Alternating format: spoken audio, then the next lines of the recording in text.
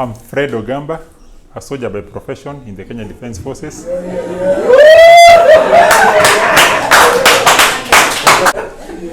And in the Kenya Army. And I'm going to present chapter 12. When you hear about a courtroom, what comes into your mind? In a courtroom, we have a judge, a lawyer, and a case to present. And normally a lawyer comes in to defend an accused person. What do courtroom preachers do? A courtroom preacher is the one who argues the gospel. And in that arguing the gospel, you have to base on the Bible. And the Bible is the solid truth. You don't have to lie. You have to speak the truth as it is in the Bible.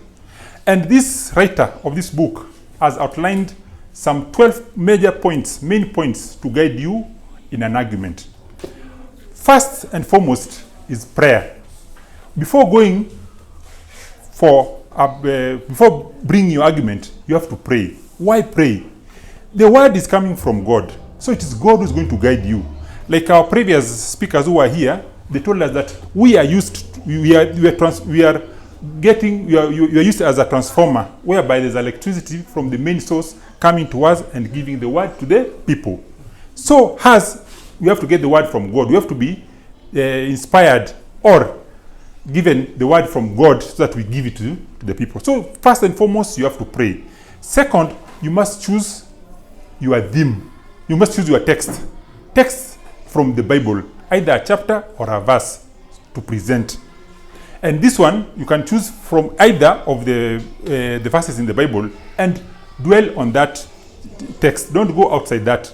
Then the third one, you have to have an idea, a theme.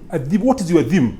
And this theme, you must revolve around it. Don't go outside the theme of your argument. You don't have to argue a case that is baseless, but you have to base it on the particular theme that you are presenting. And third one, you have to have points. You have to structure your points. In that, you have to have your points in point form so that you follow those points. As you are preaching, you have to go to your points based on them, and they will guide you throughout your presentation.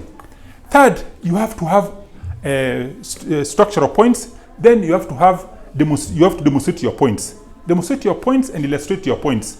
A good example is when our speaker, who is the head of this book, was presenting the sermon. He used so many illustrations and even he gave stories on his children, and they were based on the preaching. They were based on the sermon. So don't go outside. Use those illustrations and put them direct to the point and based on what you are preaching on. Fifth, you must have an introduction part of your sermon or your argument. You have to have an introduction whereby that introduction will capture the audience or will capture the listener. Once you start with the bad introduction, you'll end up people will sleep during your sermon. Third, you must have a conclusion. Conclusion whereby you have to base all those points that you have put down, then make them conclude as you started a good introduction, you must also have a good conclusion. And another one also, you must have a title to your sermon. Title, so that you base on that title. Don't go outside the title of your sermon, so that people can understand what you're driving at.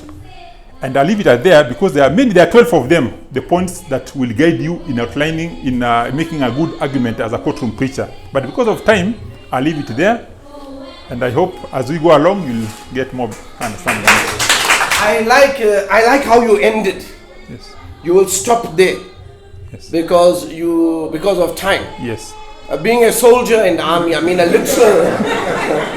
real soldier in the Kenyan army. Yes. Okay, you know that you have a time to carry out a mission. Yes. You know you have the mission outlined, and when the things come to an end, you know you must move on. Move on, yes, sir. So I like that you are doing the same thing in your presentation. Thank you. A courtroom preacher, it's very important for him to have his arguments aligned properly. Yes. And I like that you had your points outlined very well. Yes. So you will actually make a very good courtroom preacher. Thank you. And keep it up. I think you did very well, isn't it?